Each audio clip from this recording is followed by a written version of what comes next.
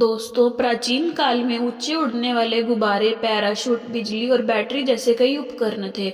भारत के ऋषियों ने धर्म के साथ ही विज्ञान का भी विकास किया था। हम सभी जानते हैं कि न्यूटन, आइंस्टाइन और बेंजामिन फ्रैंकलिन जैसे विदेशी वैज्ञानिकों ने बिजली, बल्ब और बैटरी का आविष्कार किया था। हालांकि हमें यह नहीं सिखाया गया है कि भारत में बिजली का उपयोग उससे हजारों साल पहले से किया जा रहा था। हम में से तो कई लोगों को यह एहसास ही नहीं है कि अगस्त्य ऋषि बिजली और इलेक्ट्रिक बैटरी के जनक थे। बल्ब के आविष्कारक थॉमस एडिसन अपनी किताब में लिखते हैं कि एक रात में संस्कृत का एक वाक्य पढ़ते पढ़ते सो गया।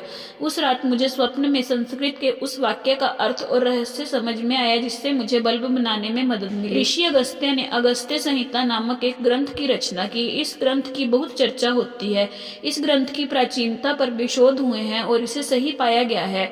आश्चर्यजनक रूप से इस ग्रंथ में विद्युत उत्पादन से संबंधित कई सूत्र मिलते हैं। महर्षि अगस्त्य ने मिट्टी के बर्तन में तांबे की पट्टी यानी कॉपर सल्फेट, लकड़ी की गिल्ली बुरादे, पारा यानी मरकरी तथा दस्ता लोस्ट यानी जिंक के द्वारा बिजली का उत्पादन किया था, जिससे आज के विदेशी आधुनिक वैज्ञानिकों ने परीक्षण करके एकदम सही पाया है।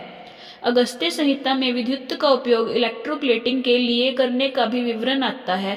उन्होंने बैटरी द्वारा तांबा या सोने या चांदी पर पॉलिश चढ़ाने की विधि निकाली। यह ऋषि अगस्त्य को बैटरी बोन भी कहा जाता है। इसके अलावा उपरोक्त प्रकार से बने तथा श्रृंखला में जोड़े गए 100 सेलों की शक्ति का पानी पर प्रयोग किया जाए तो पानी को अपने रूप से बदलकर प्राणवायु यानी कि ऑक्सीजन तथा उदान वायु यानी कि हाइड्रोजन में परिवर्तित किया जा सकता है। महर्षि अगस्त्य ने इन्हीं इलेक्ट्रिक बैटरी के जरिए तुलसी के पत्तों से चार्ज किए गए पानी का इलेक्ट्रोसिस करके मेडिकल ओजोन भी बनाया था।